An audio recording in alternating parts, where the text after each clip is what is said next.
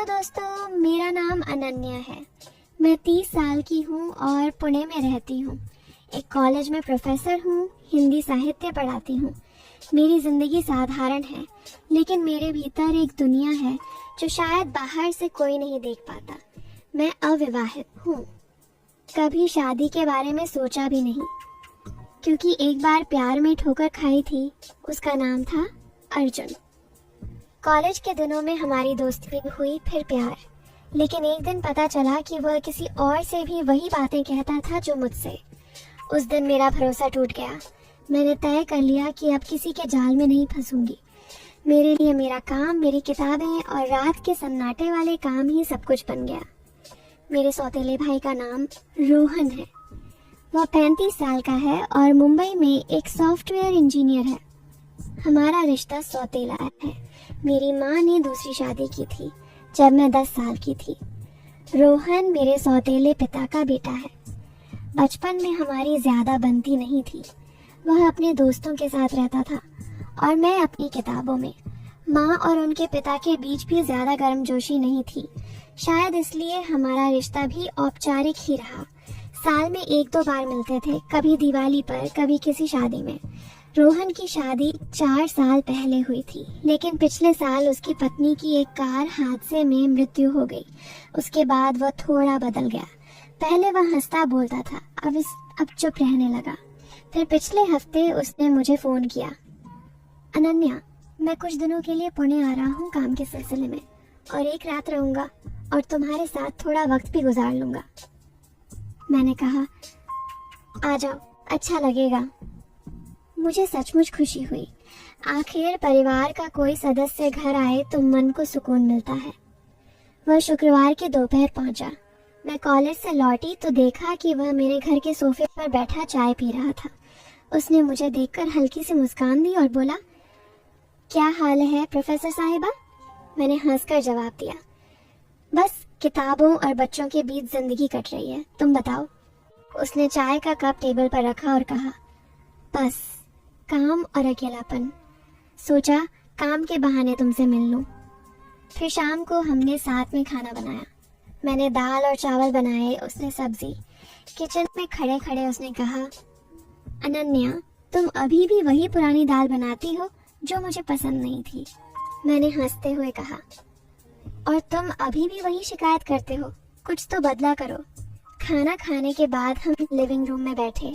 TV पर एक पुरानी फिल्म चल रही थी। हमने थोड़ी देर देखी, फिर मैंने कहा, चलो छत पर चलते हैं, हवा अच्छी चल रही है।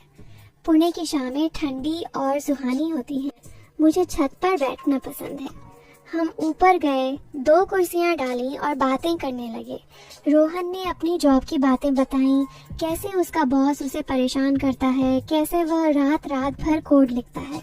मैंने कॉलेज के कुछ किस्से सुनाए, कैसे एक स्टूडेंट ने मेरे लेक्चर के बीच में कविता पढ़ना शुरू कर दिया था। रात गहराने लगी थी। करीब 10 बजे मैंने कहा, रोहन अब सोते हैं, मुझे सुबह कॉलेज जाना है। उसने सहमति में सिर हिलाया। मेरा घर 2 मंजिला है। नीचे का कमरा मैंने उसे दिया और मैं ऊपर अपने कमरे में चली गई। बिस्तर पर लेटते ही मैंने लाइट बंद की, लेकिन नींद नहीं आ रही थी।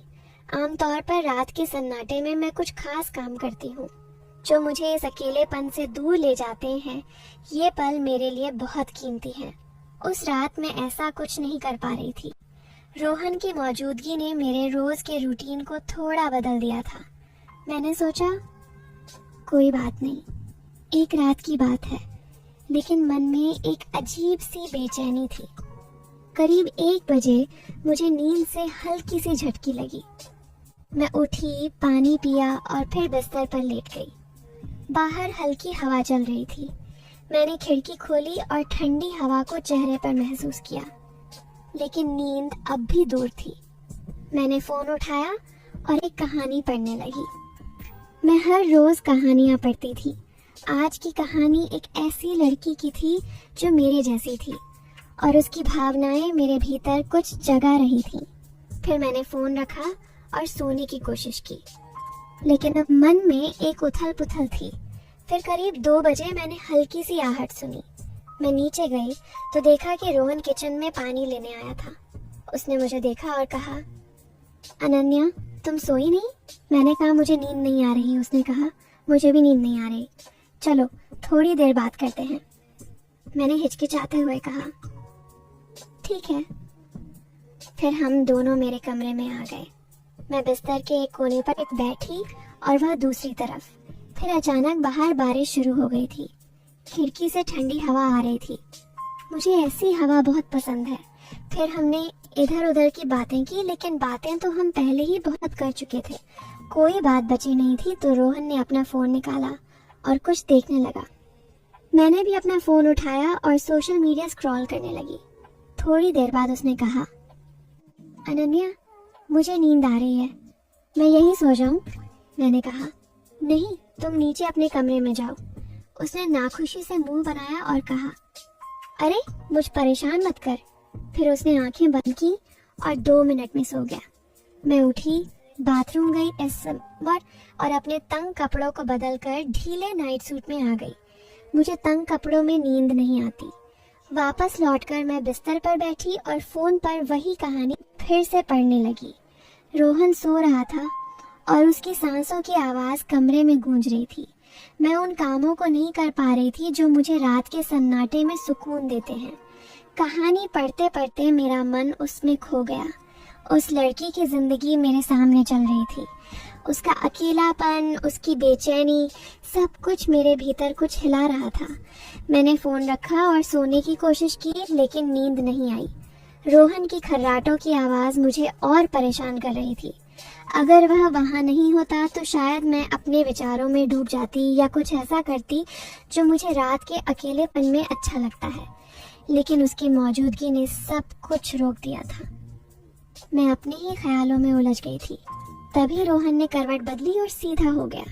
उस पे से हल्का सा कंबल सरका। उसने पतला सा कुर्ता और पायजामा पहन रखा था। रोहन की शक्ल अंधेरे में साफ नहीं दिख रही थी, लेकिन उसकी हरकत ने मुझे चौंका दिया। मैंने नजरें फेर ली, लेकिन मन में एक अजीब सी हलचल हुई। मैं खुद को शांत करने की कोशिश कर रही थी, लेकिन कुछ ऐसा था जो मुझे बार बार उसी ओर खींच रहा था। मेरा दिल तेजी से धड़कने लगा। मैंने सोचा, ये क्या हो रहा है? मैं ऐसा क्यों सोच रही हूँ? एक तरफ डर था कि अगर मेरे विचारों ने रास्ता बदल लिया तो क्या होगा। दूसरी तरफ एक अनजानी उत्सुकता थी। मैंने खुद को समझाया, लेकिन मन का एक कोना कुछ और कह रहा था। मैंने गहरी सांस ली और आंखें बंद कर लीं, लेकिन नींद अब भी कोसों दूर थी। तभी रोहन का फोन बजा। वह गहरी नींद में था, लेकिन फोन मेरे पास रखा था। स्क्रीन पर एक के बाद एक मैसेज आ रहे थे। मैंने सोचा, इतनी रात को कौन है? जिज्ञासा ने मुझे घेर लिया। मुझे उसका पासवर्ड पता था, उसने एक बार मजाक में बताया था। मैंने फोन खोला। मैसेज उसके एक दोस्त के थे। कुछ तस्वीरें और छोटे छोटे वीडियो थे। मैंने एक वीडियो खोला। जो देखा उससे देखकर मेरी सांसें थम गईं। यह कुछ ऐसा था जिसकी मैंने कल्पना भी नहीं की थी। मेरे हाथ कांपने लगे। मैंने दूसरा वीडियो देखा, फिर तीसरा। हर वीडियो मेरे भीतर की बेचैनी को बढ़ा रहा था। मैं समझ नहीं पा रही थी कि मैं ये क्यों देख रही हूँ और क्यों इसे रोक नहीं पा रही हूँ। समय बीतता गया। मेरा मन अब पूरी तरह उलझ चुका था। मैंने फोन रखा और रोहन की ओर देखा। वह अभी भी सो रहा था। उसकी सांसें नियमित थीं, लेकिन मेरे भीतर एक तूफान उठ रहा था। डर और उत्साह का मिश्रण मुझे परेशान कर रहा था। मैं धीरे से उसके पास खिसकी। मेरा इरादा कुछ नहीं था, बस एक अजीब सी चाहत थी। मैंने अपना हाथ हल्के से उसके कंधे पर रखा, जैसे सोते हुए अनजाने में कोई हरकत हो। वह नहीं हिला। मैंने राहत की सांस ली, लेकिन मेरे भीतर की उथल पुथल कम नहीं हुई। रात गहराती जा रही थी। मैंने खुद को रोकने की कोशिश की, लेकिन हर पल मेरे विचार और गहरे होते जा रहे थे। मैंने सोचा, शायद ये सिर्फ एक रात की बात है, सुबह सब सामान्य हो जाएगा। लेकिन तभी रोहन की आंखें खुल गईं। मैंने जल्दी से नजरें फेर लीं और सोने का नाटक किया। मेरा दिल जोर जोर से धड़क रहा था। उसने कुछ नहीं कहा, बस मुझे देखता रहा।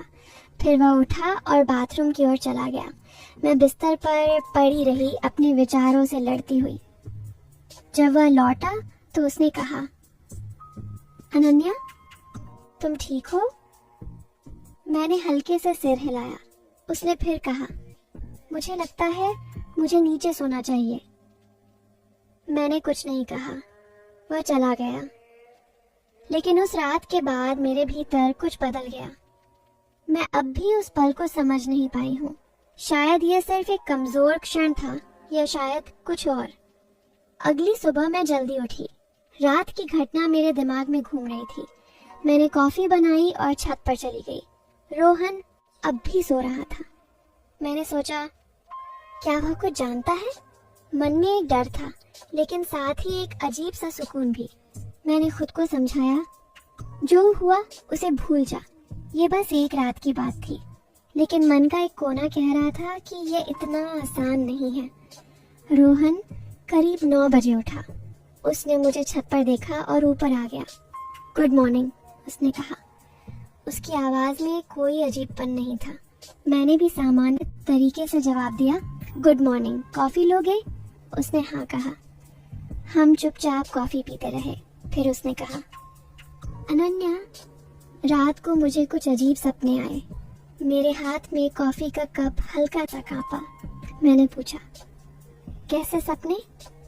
उसने हंसते हुए कहा, पता नहीं, शायद ज्यादा थकान की वजह से।